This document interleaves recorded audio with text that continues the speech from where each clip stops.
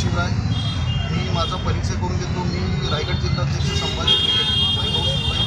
माझ्यासोबत आमच्या महाड तालुक्याचे तालुकाध्यक्ष कैलाची अटक आणि त्यांच्याबरोबर जे आलेले ते आमच्या महाडचे उपतालुकाध्यक्ष सुनील सुतार आणि आमच्या तालुक्याचे सचिव एकीची पवार या ठिकाणी उपस्थित आहेत। आपल्या महाडकरांच्या जिव्हाळ्याचा आणि आत्मीयतेचा प्रश्न जो परागदादांनी हातामध्ये घेतला आहे, मुळातच हा विषय आत्तापर्यंत का प्रलंबित राहिला माझ्यासारख्या सामान्य कार्यकर्त्याला पडलेला मोठा प्रश्न आहे। मुळात नेहमी एका शाहिराने एक गोष्ट म्हटलं आहे की दोन राजे इथे गाजले कोकण पुण्यभूमीत, एक त्या रायगडावर आणि एक त्या चौदार तळ्यावर। तर मग कोकण भूमीमध्ये त्यांच्या पदस्पर्शाने पावन झालेल्या भूमीमध्ये कोकण रेल्वेचं नेटवर्क किंवा कोकण रेल्वेचं जंक्शन किंवा रेल्वे स्टेशन का येऊ नये, यापुढे जाऊन बोलायचं झालं तर साधारण स्वातंत्र्यपूर्व काळामध्ये जर पाहिलं आपण तर इंग्रजांनी जवळजवळ 150 वर्ष राज्य केले आणि 150 वर्ष राज्य केल्यानंतर आपल्या देशातली बरीचशी संपत्ती त्यांनी इकडून घेऊन गेले।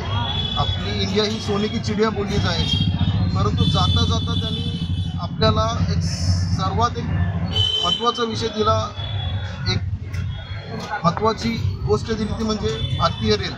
आणि ह्या रेल्वेचं नेटवर्क जवळपास भारतामध्ये प्रत्येक गावात, खेड्यात, शहरात, तालुक्यामध्ये, जिल्ह्यामध्ये विणलं गेलं असताना आणि त्याच माध्यमातून कोकण रेल्वे।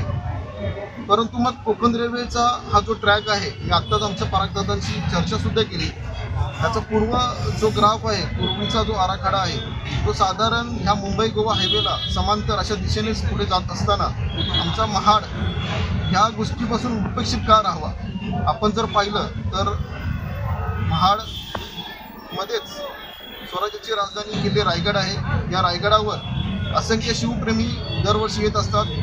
या रायगडावर महाराजांचे राज्याभिषेक 6 जून आणि 24 सप्टेंबर, त्याचबरोबर मासाहेब आऊसाहेब आपल्या स्वराज्याचे आऊसाहेब आपल्याला सोडून गेला 17 जूनला। अशा विविध घटनाक्रम जे आपण पाहिले ते इथे असंख्य असे शिवप्रेमी केवळ जिल्ह्यातून, राज्यातून नव्हे तर देशभरातून, आणखीन त्यापुढे म्हणायचं झालं तर नुकताच युनेस्कोने जाहीर केलेल्या सूचीमध्ये आपल्या स्वराज्याची राजधानी किल्ला रायगडाचा सुद्धा समावेश केला गेला आहे। आणि त्यापुढे जाऊन म्हणायचं झालं तर आपल्याकडे अजून एक जी क्रांतीभूमी आहे ती चौदार तळे। या चौदार तळ्यामध्ये 30 मार्च 1927ला बाबासाहेबांनी सत्याग्रह केला आणि या सत्याग्रहाच्या माध्यमातून इथे दलितांना पाणी पिण्याचा हक्क देऊन समानतेचा संदेश हा बाबासाहेबांनी दिला। अशा विविध गोष्टींमुळे या महाडनगरीला विशेष असा ऐतिहासिक महत्त्व लाभलं आहे। एकंदरीतच महाडची भौगोलिक रचना जर पाहिली तर निश्चितपणे या महाडनगरीला, या महाड शहराला, या महाड तालुक्याला ऐतिहासिक, सामाजिक, सांस्कृतिक, शैक्षणिक आणि त्यापुढे जाऊन औद्योगिक असा एक परिपूर्ण असा एक नजराणा लाभला आहे। परंतु या सर्व गोष्टींना अधिक चालना देण्यासाठी या ठिकाणी रेल्वेचं नेटवर्क असणं फार गरजेचं आहे। यासाठीच आम्ही या ठिकाणी आमचे परागदादा यांना जाहीर पाठिंबा देण्यासाठी तर आम्ही आलो। या माध्यमातून मी येथील तमाम जनतेला, बहुजनांना मी या ठिकाणी सूचित करतोय की हा मुद्दा केवळ आपल्या पराग वडकेदादांचा नसून हा आपल्या सर्वसामान्यांचा आहे।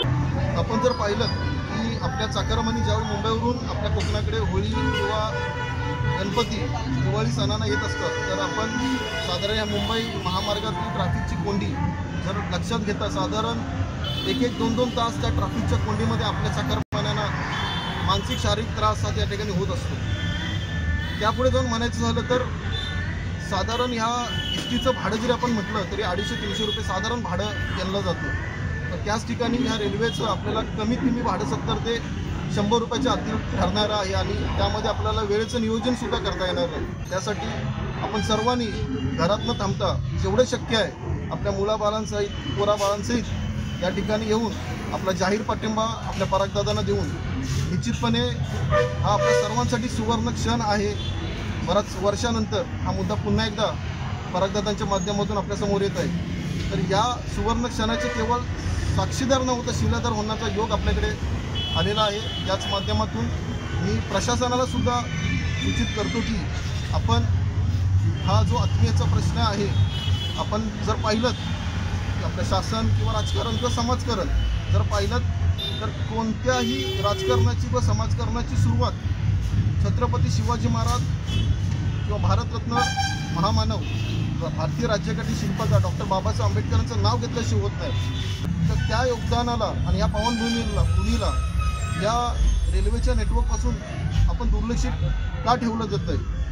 तरी या माध्यमातून मी पुन्हा एकदा या प्रशासनाला या ठिकाणी सूचित करतोय की आपण तत्काळ या गोष्टीची गांभीर्याने दखल घेऊन सकारात्मक पावलं उचलून आमच्या परागदादा आणि आम्हा सर्व महाडवासियांना हे सोन्याचे दिवस पुन्हा आणून द्यावे.